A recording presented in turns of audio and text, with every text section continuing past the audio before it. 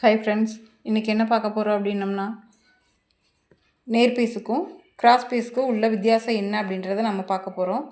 இப்போ துணியில் பார்த்தீங்க அப்படின்னா இப்படி இழுத்து பார்க்கும்போது இழுவத்தன்மை வந்து சுத்தமாக இருக்காது.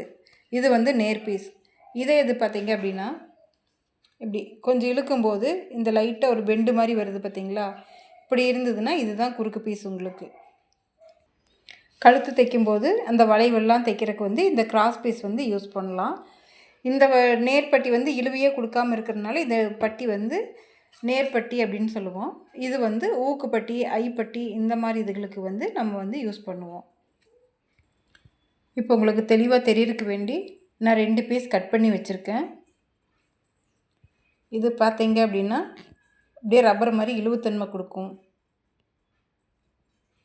அதே மாதிரி இது பார்த்தீங்க அப்படின்னா ரொம்ப ஸ்டிஃபாக இருக்கும், இழுவுத்தன்மையே கொடுக்காது. இதுதான் இந்த ரெண்டுக்கு உள்ள ஒரு வித்தியாசம். இப்போ ஒரு சிலர் வந்து பார்த்தீங்க அப்படின்னா இந்த பாயிண்ட்டு தான் நம்மளுக்கு கணக்கு அப்படின்னு நினைக்கிறாங்க. அப்படி கிடையாது.